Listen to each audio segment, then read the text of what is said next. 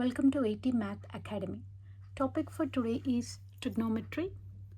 So today we are going to learn about inverse trigonometric ratios. We are going to evaluate that. So let's write that down. Inverse trigonometry. So evaluations. So let's start with a problem on that. So the first problem here is I have cos inverse of 7 pi by 6. So in order to solve this, we need to have an idea of cos inverse of cos theta. So we are now finding the value of cos 7 pi by 6 for solving this. So cos 7 into pi is 180 by 6, which is 6 times 1, 6 times 3 and 0, which is cos 7 times 3 is 21 and 0, cos of 210. So the value for cos 210. So in my earlier videos I have shown you that let's take the quadrant system: first quadrant, second quadrant, third quadrant and fourth quadrant. So this is 90 degrees and this is 90 plus 90, so it becomes 180. So this whole thing, and this whole thing becomes 270. This complete circle becomes 360 degrees. So here comes the idea of evaluation for cos 210, which is in third quadrant. So 210 will be in the third quadrant. Okay, so in my earlier videos I have mentioned that all the trigonometric ratios are positive in first quadrant, and in second quadrant and in fourth quadrant and in third quadrant the trigonometric ratios differ. So whereas in third quadrant the cos theta value will be negative. So for evaluation of cos 210, I can rewrite this as cos of 180 plus 30.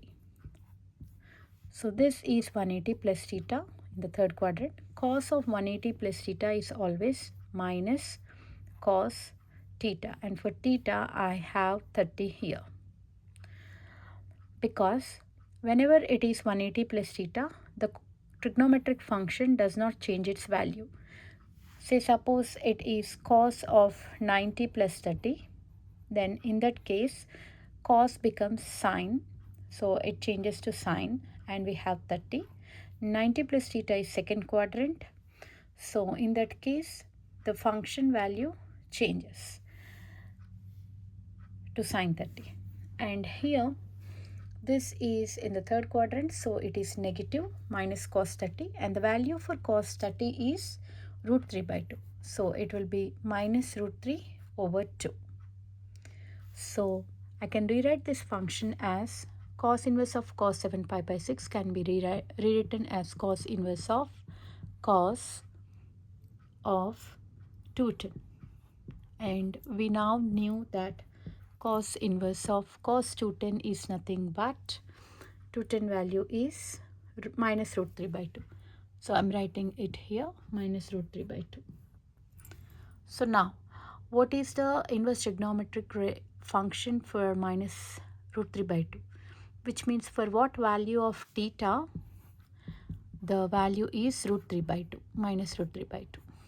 So it will be 5 pi by 6, because when we evaluate 5 times 180 by 6, we get it as 150,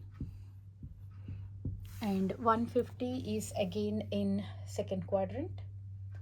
So 180 minus 30, 180 minus 30 cos of, so that itself is like minus cos 30, which is minus root 3 by 2.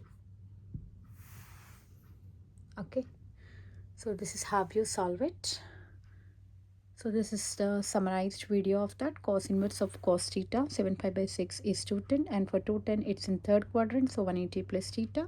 Since it is 180, the even number, cos function remains cos, and you are adding 30 degrees to that. 30 is root 3 by 2, so I have the negative sign, so minus root 3 by 2.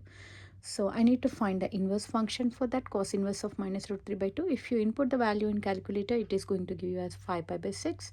But for manual evaluation, I'm going to take it as 180 minus 30, which is in second quadrant again. In second quadrant, the cos is negative again, because sine is positive in second quadrant. Okay. And in fourth quadrant, the cos is positive and sine is negative. Okay, so here in the third quadrant it is again negative, so here it is negative in second quadrant and third quadrant, so minus cos of 30 is minus root 3 by 2. So that is how you solve it, and hope you all liked my video, and please subscribe to AT Math Academy. Thank you for taking time to watch it, and enjoy doing math at AT. Enjoy doing math at AT. Thank you.